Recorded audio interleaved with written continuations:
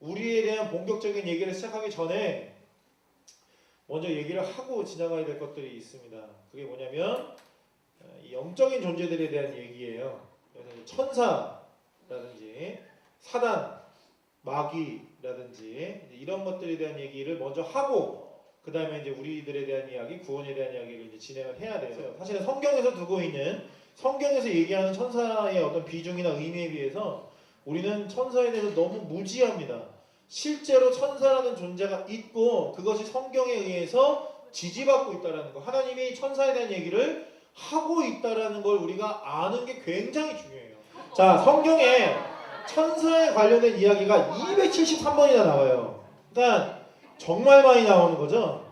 그러니까 천사의 어떤 존재나 천사 자체에 대해서 우리가 의심할 바가 없어요. 분명히 하나님 천사를 만드셨고 천사를 사용하십니다.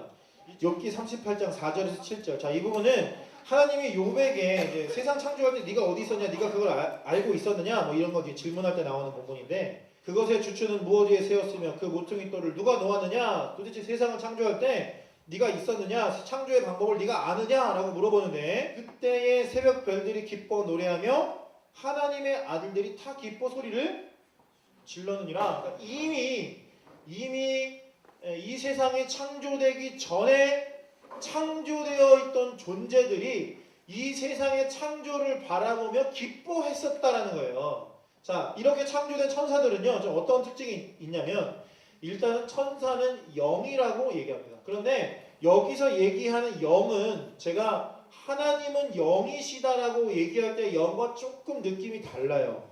하나님은 영이시다라는 것을 설명할 때 저는 그 영의 의미를 뭐라고 설명했냐면 창조되지 않은, 그쵸? 유일한 영이신 하나님에 대한 얘기를 했었죠. 여기서의 영은 창조된 영, 고스트에 가까워요.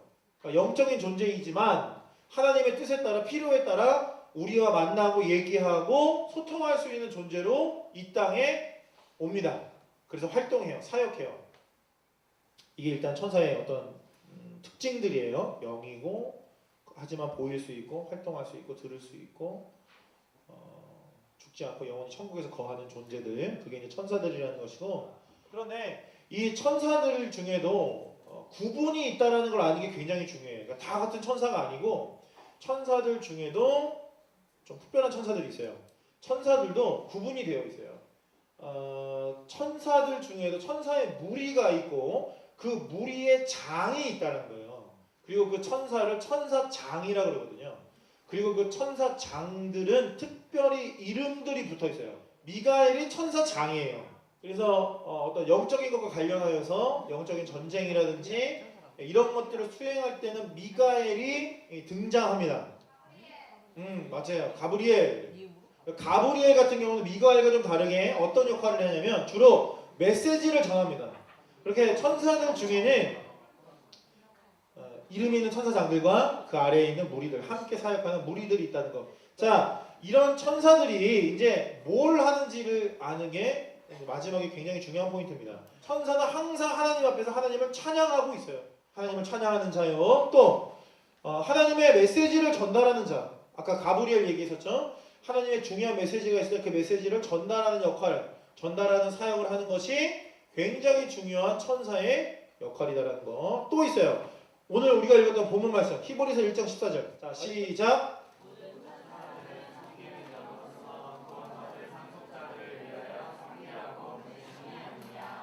하나님이 계시고 천사가 우리보다 지금은 능력이 있죠. 능력으로만 따지면 우리가 따라갈 수가 없어요.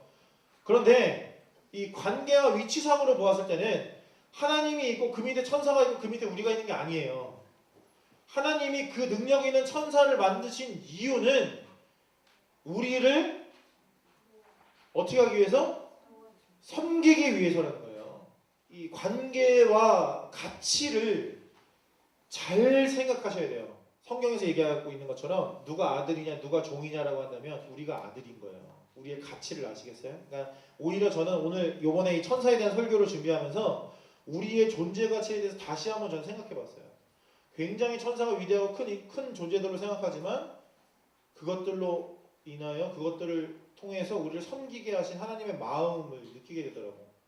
천사를 자꾸 우리가 논외로 이렇게 자꾸 얘기해서 제외하고 빼버리는 이유들이 뭐냐면 천사가 개입되기 시작하면 우리가 이제 천사에게 집중하게 되거나 아니면 하나님의 보호하심과 인도하심의 어떤 의미를 자꾸 축소시키거나 나눌 수 있기 때문이에요. 아니 하나님이 전능하시고 전지하시고 모든 것을 다 아시고 인도하시고 하나님 손아귀 다 돌아간다는데 도대체 천사는 왜 필요한 거냐. 하지만 하나님은 그렇게 원하지 않으세요. 천사를 만드시고 우리에게 분명히 천사를 제시하시고 천사에 대한 얘기를 하십니다. 그리고 그 천사에 대한 이야기들 천사를 통하여서도 은혜를 받고 힘을 누리기를 원하세요. 비록 그들이 우리보다 뛰어나고 우리보다 앞서가서 우리가 닮아야 되고 우리가 숭배해야 되는 대상은 아니지만 분명히 이 세상의 죄에서 벗어난 하나님의 나라에 거하는 그들의 행위와 그들의 활동을 통해서 하나님의 나라 백성으로서 우리가 어떻게 살아야 되는가, 무엇에 집중해야 되고 무엇으로 숨쉬어야 되는가를 보여주는 굉장히 좋은 이정표 역할을 하고 있다는 거예요. 천사가. 천사는 우리의 방향성을 얘기해 줍니다. 예배, 찬양, 하나님의 백성으로서 우리가 집중해야 될 것들 이런 것들이구나. 또 한 가지 더 있어요. 아까도 얘기했지만 우리의 가치를 다시 재조정해 줍니다. 천사라는 존재가 그 영적인 존재들이 영원히 천국에 거하며 하나님을 배웠고 하나님의 메신저로서 또 하나님의 영적 병사로서 하나님의 일을 감당하는 하나님 앞에 거하며 하나님께 들락날락하는 그들이 오히려 여러분들을 섬기고 여러분들을 지키고 여러분들을 인도한다는 것. 사실은 예수님만으로도 충분해요. 예수님만으로도 두려워하지 말라, 놀라지 말라, 내가 세상을 이기었다 하세요. 세상을 이기신 예수님만으로도 우리는 두려움이 없습니다. 그런데 정말 차고 넘치도록 그런 우리에게 하나님이 천사들도 허락해 주시는 거예요. 여러분 구하세요. 천군 천사가 여러분들과 함께합니다. 여러분들의 일상다반사와 함께하고 여러분들을 보호하고 여러분들을 인도하세요. 성령 하나님 여러분들을 인도하실 뿐만 아니라 천군 천사가 여러분들을 지키고 있습니다. 두려워하지 마시고 외로워하지 마시고 놀라지 마십시오. 하나님이 여러분들 반드시 지키시고 사용해 주십니다.